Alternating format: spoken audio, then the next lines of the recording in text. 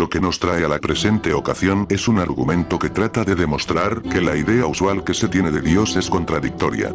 Este sujeto del que ya se habló en un video anterior es quien da el argumento, a su vez dice que la idea de esta contradicción en la definición de Dios es mérito intelectual de él. Como ya podrá intuir usted, el fin por el que me hallo redactando estas líneas, es presentar lo que serán las objeciones que puedo dar para este interesante problema. Pero antes de ello hay que ver exactamente en qué consiste esta supuesta contradicción.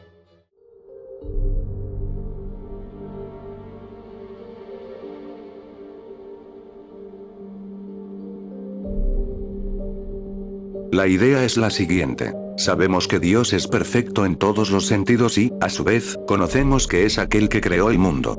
Si pensáramos en el porqué de esta acción, solo habría dos posibles respuestas. O lo hace porque lo necesita o por capricho. En ambos casos se determinaría que Dios resulta ser imperfecto. Si Dios crea porque lo necesita, no es perfecto porque, de serlo, no tendría necesidades.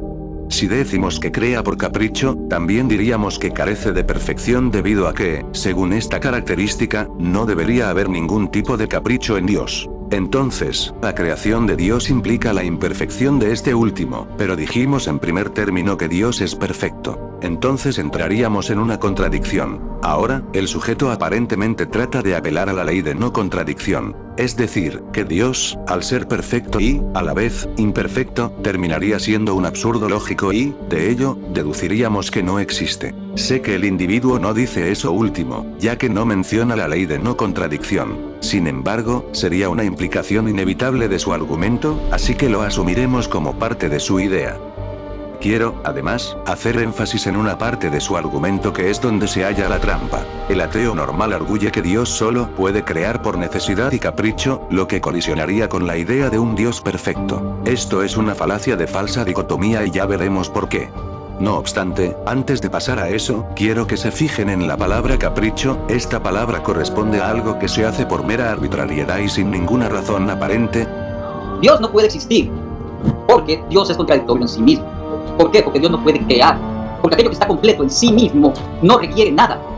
Dios, por ser el ser perfecto, está completo y en total plenitud de sí mismo, por lo tanto la creación es o una necesidad de Él, puesto que necesitaba crear, o debía crear, o es un capricho. pues lo hace sin que exista necesidad o razón de crear. Y por lo tanto, solo existe necesidad o capricho como acto creativo de Dios. Y por lo tanto, a menos de que me demuestres que existe algo más que necesidad o capricho para el acto creativo de Dios, entonces no puedes decirme que Dios existe, porque eso implicaría imperfección, puesto que algo perfecto no tiene ni necesidades ni caprichos. Si no me das una tercera opción de por qué lo hace, entonces Dios no puede existir, puesto que eso implica imperfección y Dios por necesidad tiene que ser perfecto. Hago esta señalación porque quiero que quede bien claro que yo no me he inventado esa parte de su argumento para impugnarlo fácilmente, lo que sería un hombre de paja.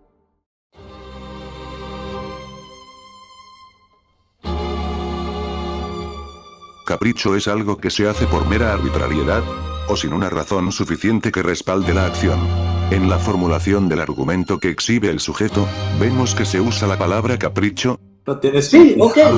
Dios crea porque puede y quiere. Pero eso Sí. Eso suena como al capricho de un niño pequeño que como puede hacer algo, va y lo hace. Y esto, por supuesto, es una trampa que el ateo normal hizo a propósito o inconscientemente. Dios crea porque quiere y tiene razones para hacerlo, por eso aquel deseo no es un antojo como pretende el sujeto. Al igual que el sol no brilla por capricho ni por necesidad. Dios tampoco crea forzosamente por alguna de esas razones. El sol ilumina porque es parte de su naturaleza, y Dios crea por la misma razón, ya que su racionalidad es su naturaleza y la creación es producto de la razón, por ende, Dios crea porque tenía razones para crear. Así que el falso dilema ya les será muy evidente. La falacia del ateo normal consistió en que solo dio dos posibles opciones para la creación, nos referimos a la necesidad y el capricho, no obstante, el ateo omitió la tercera opción, que Dios crea por la razón y el deber. Si bien es cierto, en este caso también está presente el deseo de crear, este se diferencia de la creación por capricho ya que como dijimos hace un rato, el capricho es arbitrario, mientras que el deseo que lleva a Dios a crear parte de la razón y el deber. ¿Cuál sería entonces la razón de Dios para crear? Podríamos decir que Dios, al ser amoroso por naturaleza, debe crear, debido a que el objeto del amor es el bien. Por ello, el amor tiende a comunicar ese bien al ser amado. Nadie puede decir que es amoroso si no da amor a nada. Ahora, Dios no crea para recibir amor ni para completar el amor que ya posee. Crea para que existan seres que puedan participar de su bondad.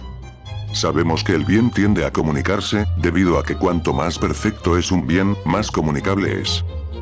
El bien puede comunicarse, por ejemplo.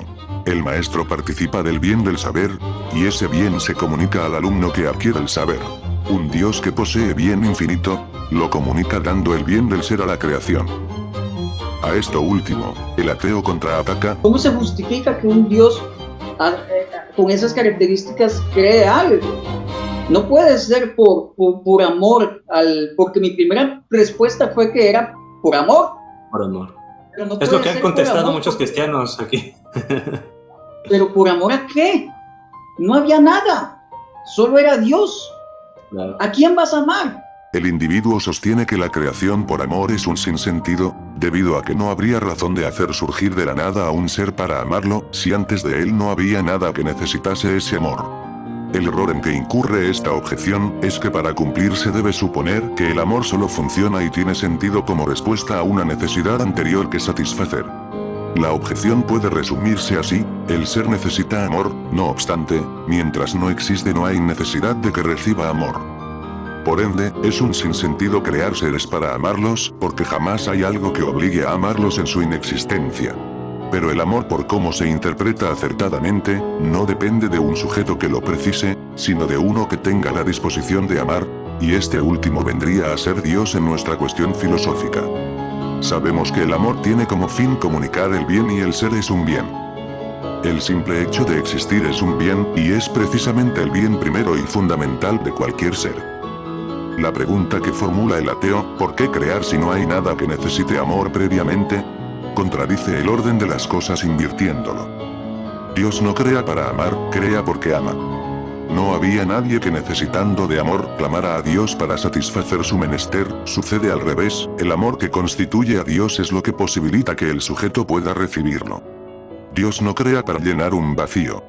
Crea para hacer partícipes de su bondad a seres que, de otra suerte, jamás habrían existido.